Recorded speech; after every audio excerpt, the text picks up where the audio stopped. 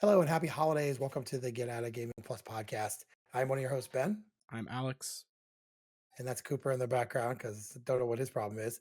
Anyway, we are a nerdy biweekly podcast. If you're listening to this, this is pre recorded. So in November, December, Alex and I take some time off, kind of like get the creative juices flowing by taking some time off and just enjoying time with family and stuff. If Mhm. you're new here and you're like, hey, I'm catching them while they're on break, don't forget to hit that follow button. When we start back up in first of the year, we do a podcast every other week with an audio one on Wednesdays that gets released. And then if you want to see us in person, you can check out the YouTube of the same one that comes out on Fridays. Also, we're on all social media. So check us out on Facebook, check us out on Twitter and Blue Sky. And real quick, we have a new station called Get Out of Gaming Plus Plays, where we do some playthroughs on there. That's going to be mostly the one where we do like playthroughs and chats. That's where that's going to go. So if you haven't already, go there and hit subscribe. But today we're not talking about games. We are going to talk about a classic holiday film. We are going to break down the movie Scrooged with Bill Murray from 1988.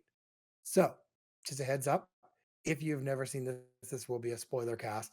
We're going to kind of talk about the film, talk about what we liked, what we didn't like, um, some good things, some bad things, and which there's very little bad. This movie is excellent. Um, but yeah, so the plot. So basically, this movie is a dark comedy set in 1988.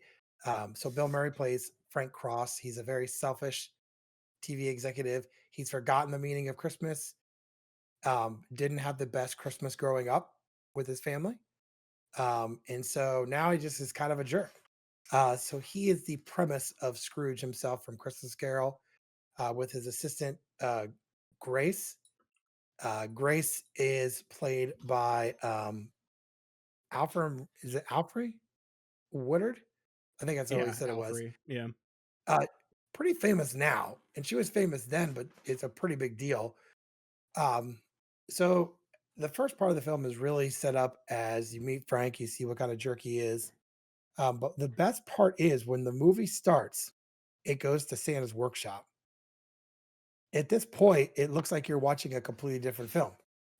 And it shows uh, RPG being shot at Santa's workshop, and then Santa and his elves grab guns.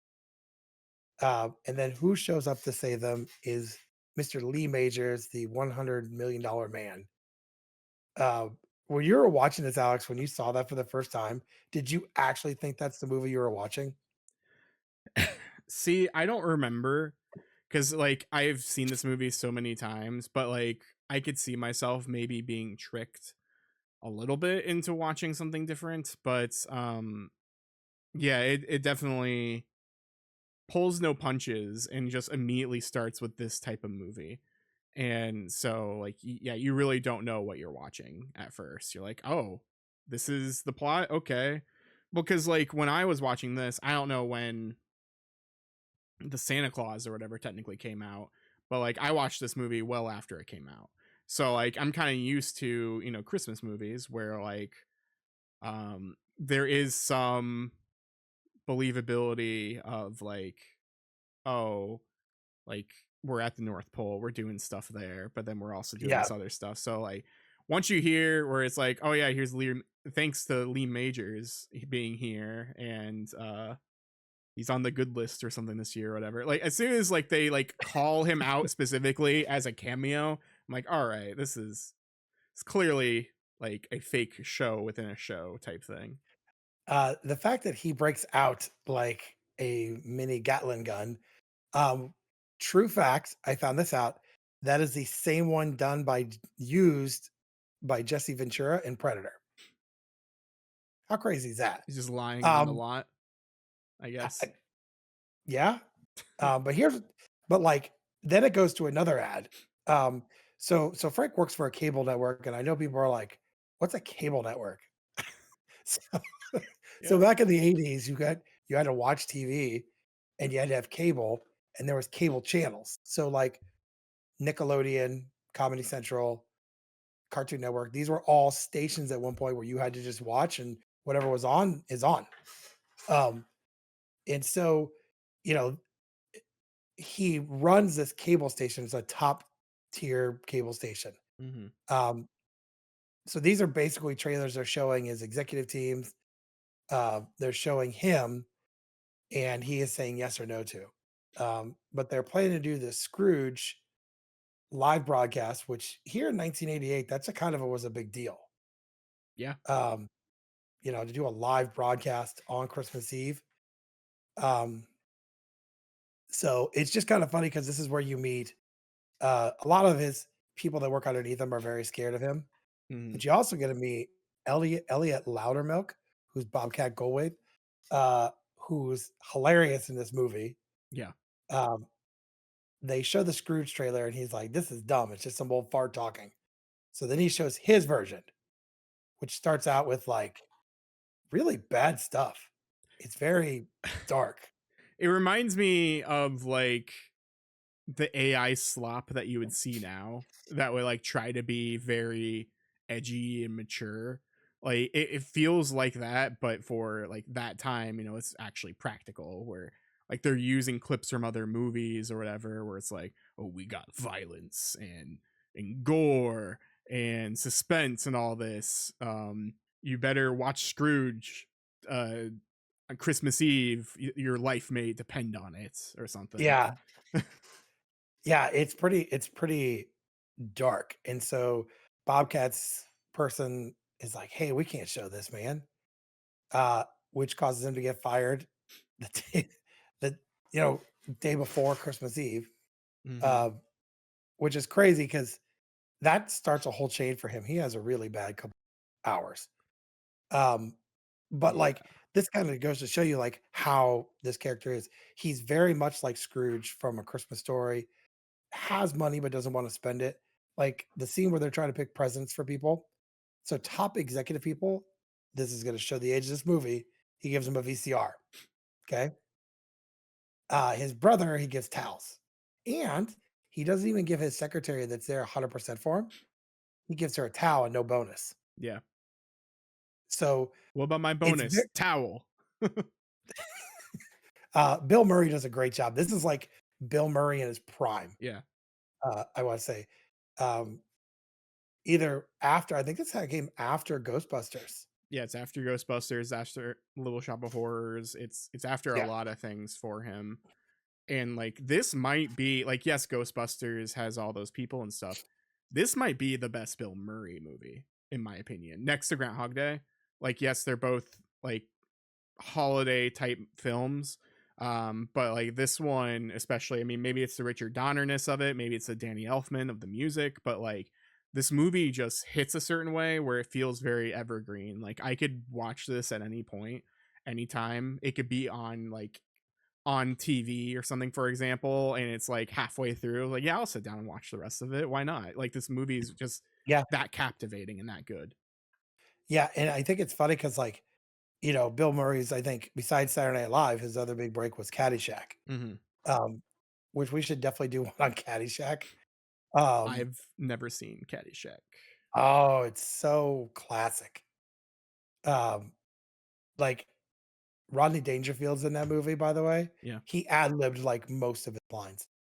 And to kind of throw it out there, there's a documentary about this movie. If I can't remember the name of it, but you gotta look for the documentary about this. And like they talked with Harold Ramis and all the people that would help write and direct the uh Caddyshack. Hmm. It was a giant party. That's all it really was. Sounds like it. I mean, they were all drunk or high during this, Yeah. but that's for another show.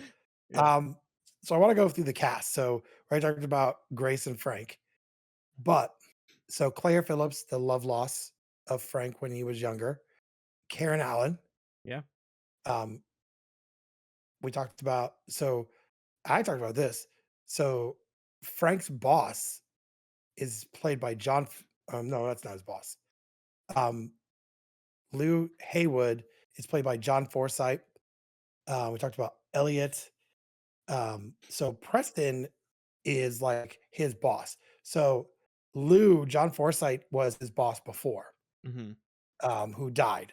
And Yeah. so when he comes back to see Frank, he's kind of a corpse-ish thing. Yeah. Um, but that's not who I think is crazy in this. We talked about this before the podcast.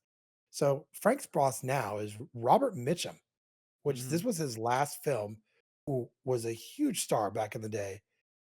Um, and he had the craziest part. He was asking Frank, "Do you know how many pets watch TV?" Yeah, So he goes, he's just that higher up, like, executive guy who doesn't really understand television, but understands it enough to keep his job.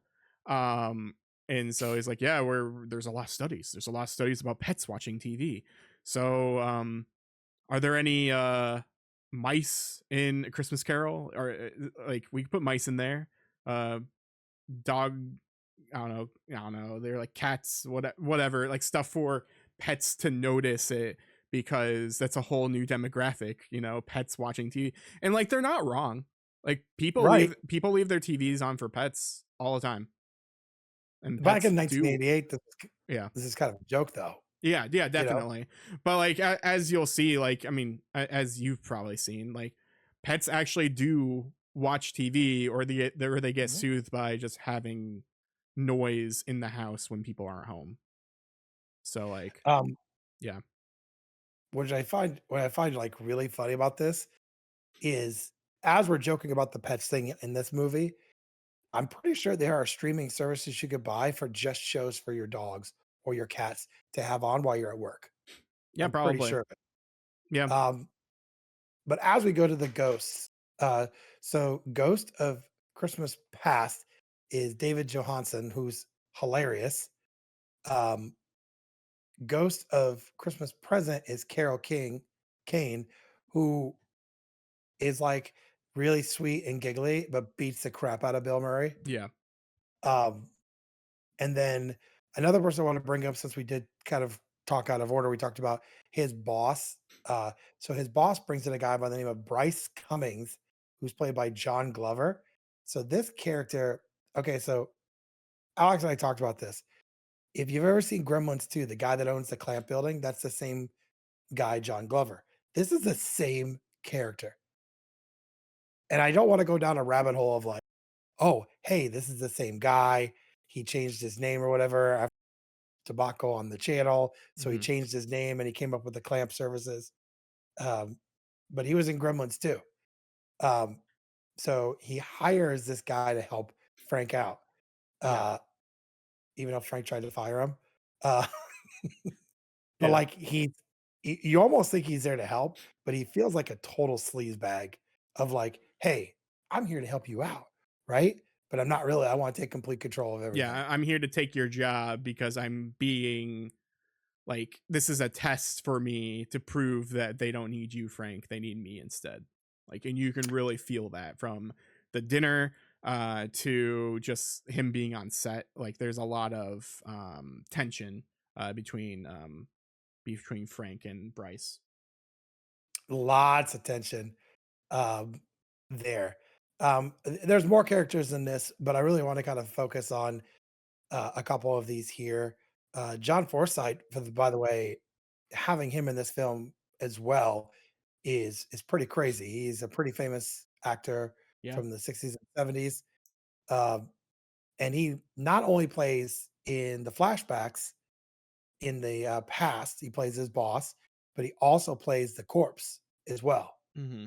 Uh, And I think the other thing I wanna kinda bring up is there are very good special effects for the time frame. Oh yeah. So his boss comes in and he's like looks like very mummified, been dead for a while.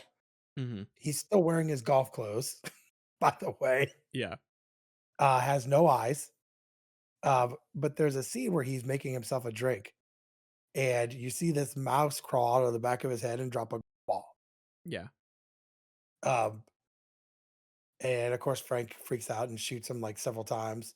And he goes, I don't mind you shooting at me, but don't take it out on the alcohol, on the Bacardi. Yeah. Um, but he's there to warn Frank, listen, you should be doing this. You should be basically the same kind of lines as Ebenezer Scrooge's uh, friend and business partner reaching out to him saying, "Look, I should have been nicer. I should have done these things." Kind of like reaching out to him to say, "Hey, you're going to be visited by three ghosts." Now, here's the crazy part with Scrooge and the Christmas Carol. It was all in the same time frame that night. Hmm. Um, but this started at noon and then went through the night. Yeah. Um, so, and they don't really say anything about when the other ghosts are coming. They just kind of show up.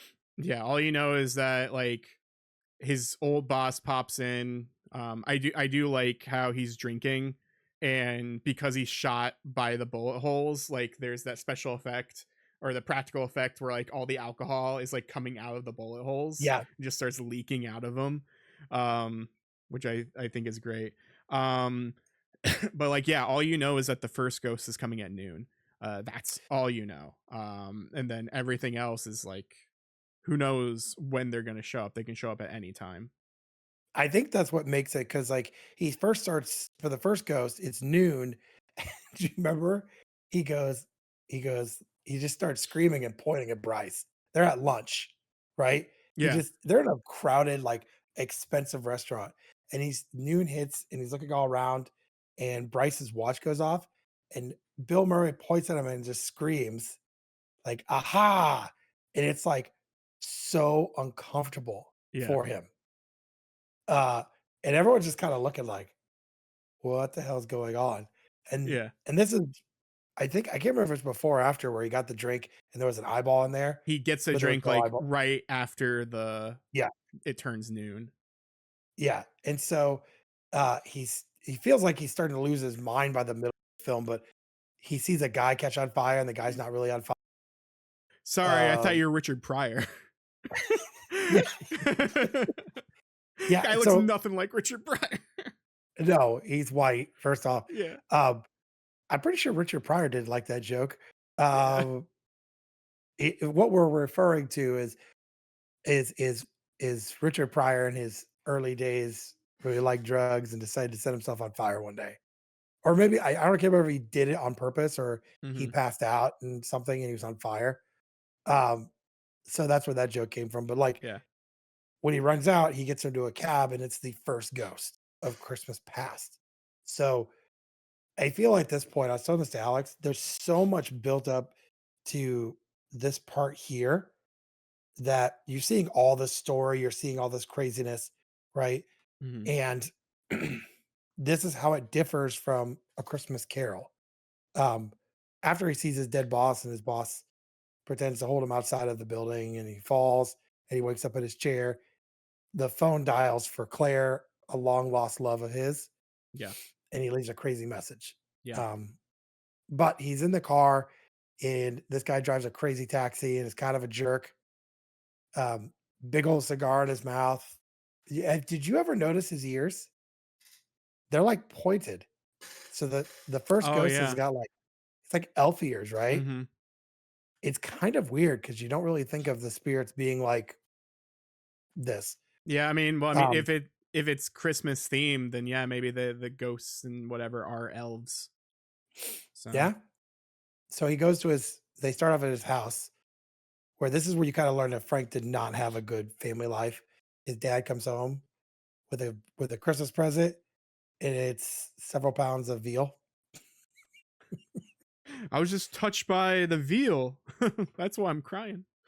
Yeah, because he's watching. You can see how much Frank adores television, even at that age. Like he's right in front of the TV. He's watching something. Is a Lone Ranger? He's watching something. And he's just very enticed by it. And then yeah, his dad comes home. The mom is sitting there and with his brother, like she's still pregnant with the brother. Um but the ghost of Christmas past is, I forget who he said he took. It was like someone famous. He's like, I took someone to see his mom, like Niagara Falls, about how like he cries, and then Bill Murray starts crying. He's like Niagara Falls. I think that scene when they're outside Yeah. and they're talking. And he's like, "Well, there was this one time," he goes, "You spent 15 years sitting on your butt watching TV." The ghost says this. He goes, "That's not true." He goes, "There's this one time I hit like the home run of the game." And these are basically shows that Franks remembers. Yeah. And so the guy's calling him out. He Mhm. goes, "This is other time where I'm rolling down the hill. Yeah, you're like, There's "This this little house on beautiful the girl." prairie," or something like that. It's Yeah. But then they take him to the office party where he gets his first real job. Mhm. And and you kind of see him as like a male person. There's like a giant party going on. This is the boss that visits him Yeah. dead. He's not dead right now. And he's like, you know, there's a giant party. People are drinking and drunk and Christmas party, and he's just delivering packages and mail and stuff. And he has an opportunity to go somewhere with a girl, and he doesn't, but he ends up meeting Claire Yeah. on accident by getting hit in the face. Yeah. Um, but I think it's good to see this of like how their relationship built from that. They had a relationship, and it wasn't until he was on a kids show where he was dressed in a dog costume where this boss invites him out to dinner, but they had previous plans. And Frank's like, "You don't say no to a guy like that, right?" Yeah. As we've discovered, Frank wants to work in TV, always has. And so he skips out on Claire to go And have it's interesting that it's also on Christmas Eve again. Like right. all of these, yeah, I mean it's Ghost of Christmas Past, obviously, but they're all Christmas Eve pasts. Like everything that they were going back in time for. So like yeah, it is interesting to see like he would rather yeah, he's a dog costume and all that, but he's like, yeah, I we can see them another week. It's like we planned this for months. It's Christmas Eve. Like we need to go see their best friends. It's like, but you need to think about my he like all of a sudden gets really out of character and really defensive, like compared to like what we've seen him before. Like, yes, we know that's his character in the present, but we've never really seen him like this at all in like the past or anything like that. We've only seen him as a child. We saw him, being lumpy, like meeting her and all that. And like this is the first time we've really seen some sort of abuse or at least verbal abuse to her. And so I'm wondering if this is like the final straw, if this has happened before, because it feels like something like this probably has happened before. It's just that he I don't know. It's one of those like I can fix them type things. You know what I mean? Like it feels very much like Yeah. one of those types of relationships where it's like, I can fix this guy. It's fine. We can have our happily ever after, and we'll be good. But at a certain point, you have to say like, oh, I can't. Like I have to choose between my friends or my significant other's job, and who knows if this will go anywhere. But also like it's Christmas Eve. If you told your boss, like, yo, sorry, like, I already have plans because it's this, we've had these plans forever, I don't think he'd be too upset if you just put your foot down instead of being a people pleaser and trying to get to the top. So, Yeah. And this is how it differs from like Christmas Carol. So when they were going back with Scrooge, this girl that he had a thing for was gone. She was no longer there. mhm, As where Claire is a part of this whole thing, yeah, even when we get to the end.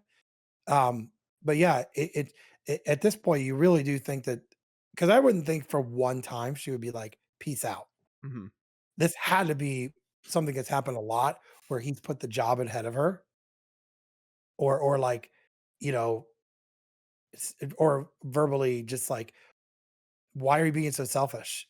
So, um, but it ends where the ghost like kind of leaves him there, but he's not there. He actually wakes up back where he was before.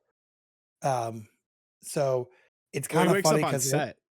yeah, he wakes up on set because he was freaking out, Yeah, right? And this scene is pretty classic where so Bryce is there. They're doing like walkthroughs to make sure that everything looks good for this. Like, and so Bryce is like trying to be his friend, like, hey, you just need to go back to your office. Grace, take him back to his office, right? And this is where you see the third ghost in the elevator, and Bill Murray flips out. mhm, Uh, and in the scene, it's kind of funny. He accidentally hits Alfre in the face when he Mhm. flipped out, and they kept it on camera. Like, if you watch, Oh, yeah. that was real. Um, but he's flipping out because he's already seen one ghost, right? Yeah. And here's another. Um, so, but this is kind of like the way this whole movie goes. So as they're still doing rehearsals and stuff, even the live show, he's still being visited by ghosts and stuff. So the second ghost is Christmas Present. So it's this girl wearing like a fairy dress with wings, and she giggles, but she she also hits. Yeah, Um, very slapstick heavy, very Three Stooges. like the first thing she did was she kicked him in the no area for guys. Yeah. I mean, she straight up did it. Um, but the whole thing is that's funny about her is she is giggling the whole time. Yeah. Um, she is perfect for that role, by the way. Yeah, Um, she definitely is. it's the high pitched voice and stuff, and I think the way she gets him to go to another part of the present is to punch him in the face and knock him out. Mhm. So, like, I think it's the first scene where they go to the brother's house for Christmas. Is that the first scene? So, actually, I just realized before all this, Claire does pop up. Claire does show up to the set, Yep. and so she's like, "Hey, what's up? Like, you sent me a message. I don't really check that phone. I'm normally at the homeless shelter. I'm helping out there. Um, what's wrong?" He's like, "You know what? I think I ate some bad clams." Like, that's eventually what he said. He's like, I don't know. I want to talk to you or something. It was bad clams. We're not sure yet. We'll look into it. Well, if you ever need to call me again, if you ever have another issue, call me at this number." He's like, "I'm a seafood nut. I'll probably call you." Like, he's like trying to flirt and like use the situation for Is himself. that where he's yelling him to stop the hammering? Yeah, stop the hammering. I think this is where like you see them complaining about the clothes and stuff as well. Um but then also there's this guy who comes up and he's like, uh because she's talking to him like, Lumpy this, Lumpy that, and he's like, "Excuse me, Lumpy, who are you? Why are you calling me this? Oh, it's my first day. I don't know your name, sir." He's like, "I'm just I can't, we try to use glue, we can't glue these reindeer antlers onto these mice. We tried crazy glue, it's not working. Nothing's working. Have you tried staples?" And it's just Oh, yeah, because she gets all defensive. She yeah. goes, "If you do that, Imma call this person and this person." Because then, like, he gets a big grin, Frank does, and goes, "Same old Claire trying to save the world." Yeah, But she's what like, "Are you still trying to run it?" Yeah. The funny scene he's talking about is so there's a woman there from, like, I don't know if she's, like, part of, like, the censor, which was big back then. So some of the female dancers, you could see they have this one there, and you could see, like, the top of the nipple, but you couldn't see the full nipple of a woman's breast, and she goes, "You can practically see her nipples." And there's these 2 guys just standing there with him, and one of the actors is Jack McGee, and he goes, "You can't even see it." He goes, "And look at these guys, they can't see it, and they're really looking." He goes he ad-libbed this line, by the way. He goes, "You could hardly see those nipples." And she And then Bill Murray's like, "I want to see them. They want it." Yeah, and they're really looking. But yeah, it's really good comedy right there, cuz like, yeah, oh like god, yes. what is this? Like, I mean, we saw a little bit of this earlier, like when they were trying to like promote this show or whatever, but it's like, what are these dancers doing for this Christmas Carol? Like, why are they dressed like this? Why are they for this? Like, this is clearly just, you get ratings, obviously, but like, Right. it doesn't practically make any sense, but it makes I for a think funny that bit. what's even funnier, and I didn't mention this before, is so Buddy Hackett is in it as well. He plays Scrooge in this live production, Hmm. but not only that, they have Mary Lou Henner as Tiny Tim. And she So they does the like backflips and all that. she's like flipping. I'm like, this is before the drinking and driving, of course. Hmm. But she was really big back then too. So to get her in there was crazy. So after this encounter, um, Frank meets the second ghost. The first place they go, if I remember, is they went to his brother's house and they see him. So I'm going to date myself so everyone here can get it. They were playing Trivial Pursuit. Do you know what Trivial Oh Pursuit yeah. is? Okay. Okay. Yeah. So one thing I should mention at this point, the three of brothers of Bill Murray are all in this film. Mm-hmm. So his one brother plays his dad back in the day, and then the other two brothers, one plays his actual brother in the movie, and then the other one is like a friend for Christmas. And so they're playing this Trivial Pursuit, and he's like yelling at them because they're not getting it right or whatever. And it's just kind of funny because as he's yelling at him to get these questions right, they said, "Hey, you forgot to open one. This is a gift from your brother." And so he opens it, and it's a VCR. Mm-hmm. And he was upset because he goes, "I told Grace a towel."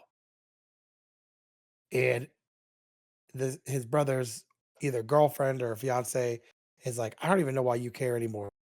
And he's like, "He's my brother." Yeah. So he still obviously cares about his brother, even though he knows his brother's not good. Yeah. And this kind of starts a fight between Frank and the second ghost. They have an exchange of he tries to choke her and she punches him a couple times. And then she headbutts him. And between the headbutting and stuff, she picks up a toaster and she Mm-hmm. hits him with a toaster. And this is where it gets sad. So one of the scenes one of the scenes he walks down to Claire's place where she works. And he meets some homeless people there Mm-hmm. because that's where Claire works. Which, by the way, did you notice the one woman there? That's the mom from Goonies. Oh really? I Yeah, didn't notice that. Huh. yeah. And so one of them was like, "Hey, Frank, can I borrow like $2 to heat my blanket or whatever?" He's like, yeah, no." Which, by the way, Frank has his money. Mm-hmm. $2 is nothing. Yeah. So he wakes up in this, like, I think it's like the great under the city where like the pipes all are. And he sees the guy sitting there and he's trying to talk to him, but he's frozen. He's dead. Mm-hmm. He makes a joke. He goes, "I should have given you the $2." Right. Mm-hmm. And he's trying to get out of there because it's freaking him out. And he sees his door.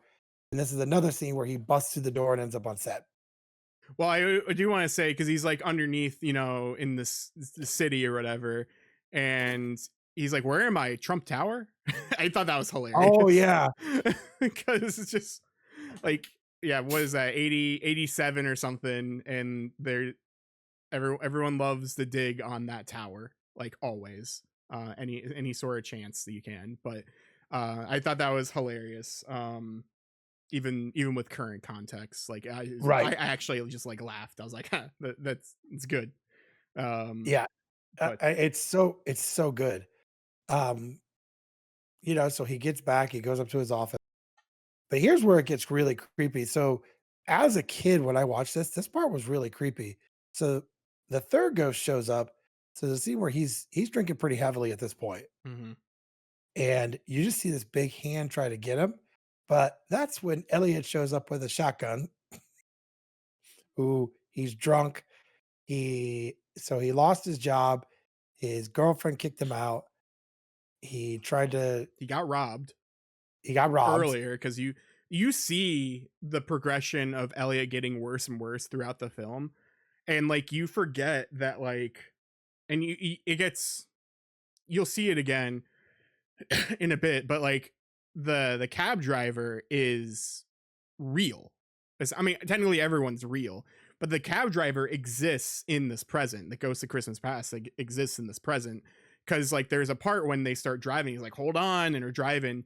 Um, Elliot has a bottle of alcohol, and the ghost like grabs it and takes it from him Oh, yeah, earlier. And then like when Frank goes to the homeless shelter, you see Elliot like sleeping in like the, it looks like he gave blood or something, and then and he he like passed out. passes out in the trash. And then as Frank leaves, Elliot's like being robbed, like his coat's being taken from him and like his watch is being taken from him and all that. So like you see the progression, or the regression of like just like how his life is just getting worse and worse and worse up to the point of he has a shotgun, he's gonna shoot Frank.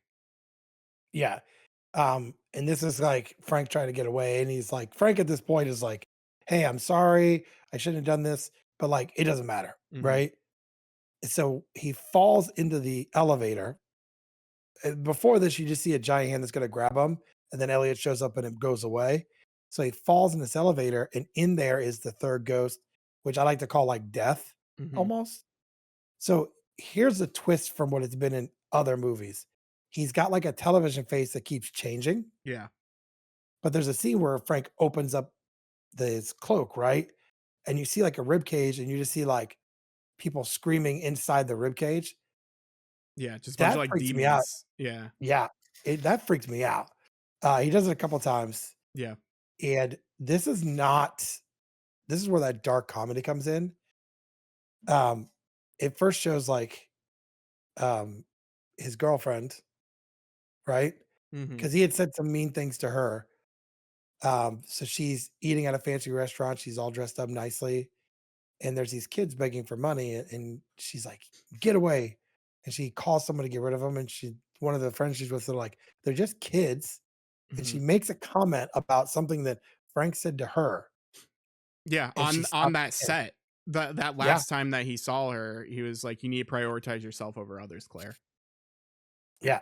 And she sheds a tear, and then she starts laughing, but she's not the same. She's caked in makeup. Mhm, It's very dark. It's not. And I should stress before that scene. So her his assistant, we never mentioned this. Her assistant's son doesn't talk, so mhm. he's like the real Tiny Tim. He doesn't talk ever since his dad died, and so she's been taking him to doctors and all that. So it shows him in like a padded room, Yeah, in the future. and yep, he's a little grown up, and she was only there for a couple minutes, and she had to leave. But that's where he ends up. That's the scene before the one with Claire, But it looks and it like, yeah, when he opens up that door, um, when Bill Murray opens up that door, looks through that grated window, um, it looks like that kid can see him. Like, he actually, like, yeah, is looking at Bill Murray. and he's crying. I mean, there's just tears Yeah, coming down because he's like, I can't talk and da da da. It's very sad. It's yeah, very sad.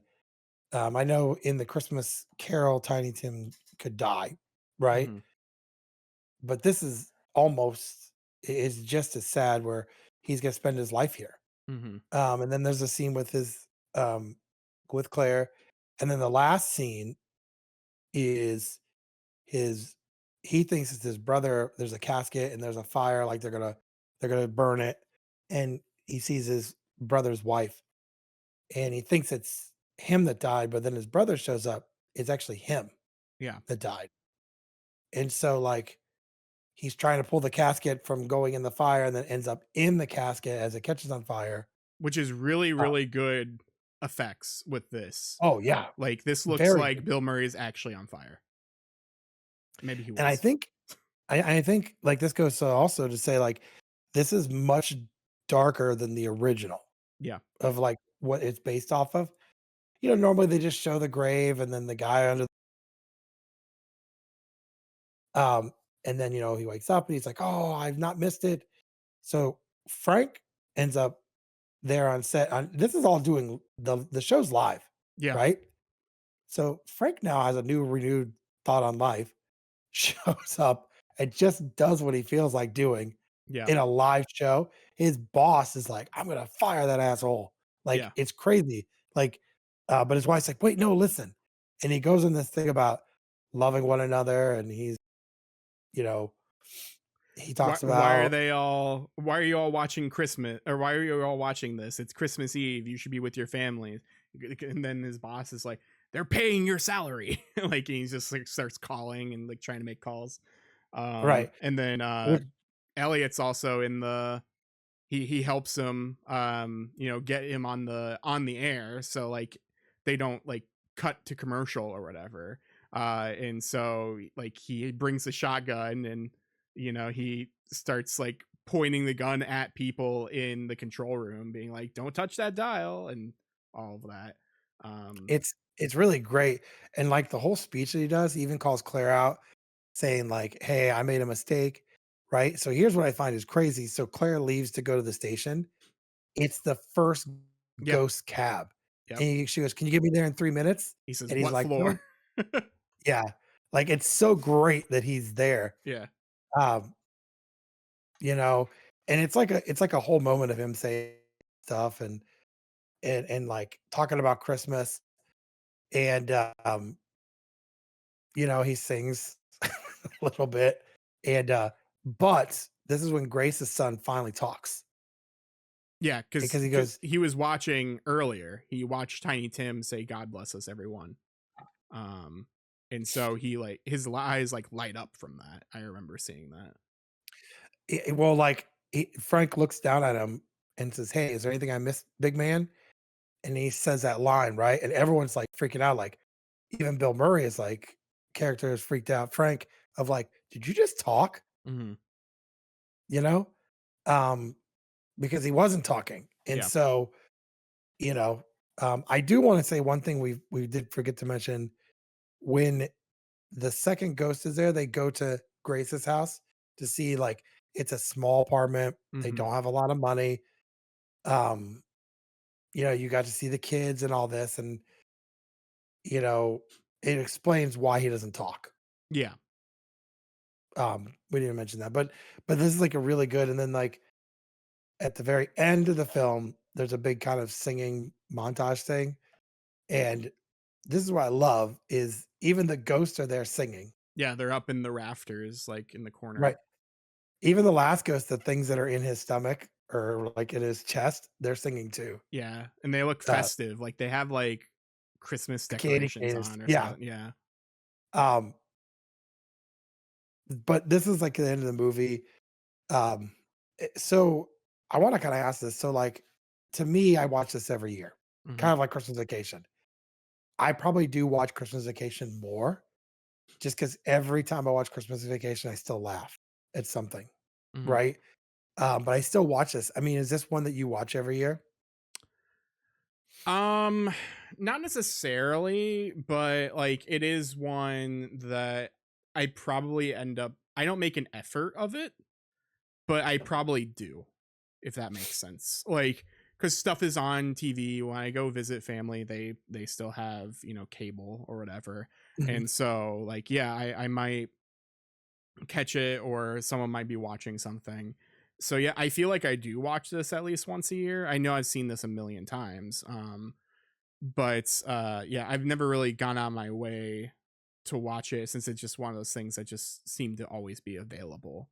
Um, Yeah, but yeah, I I mean it's a remember. great film for sure. Yeah, I will say that I try to watch this every year. But for me, the big one I think I watch the most at Christmas is Christmas Vacation. I don't I don't know why I watch that more. Um, I just I this movie I couldn't really have on with the kids. I think the some of the scenes would freak the kids out, Yeah, probably. As for Christmas Vacation, the only thing you have to worry about is when Eddie said that shitter was full. yeah. Um, maybe next year we'll do Christmas Vacation because I think we've seen it. Mhm. God, I don't even know how many times I've seen that movie. Yeah, I don't know. So well, that has been our episode for Scrooge Spoiler Cast here. Again, this is pre-recorded, but we would appreciate you wherever you get your audio podcast, hitting that follow button, checking out our 2 YouTube channels. Uh, and to be honest, have a really great holiday and a great New Year's. And um, kind of a little bit of housekeeping. Alex and I have been already working on kind of new things for next year, next season. We both think you guys will really like it. Um, and yeah, so I don't have anything else. Do you have anything else to say, Alex? Just get at it. Happy holidays. Yeah, see you next year. Thanks. Get at it.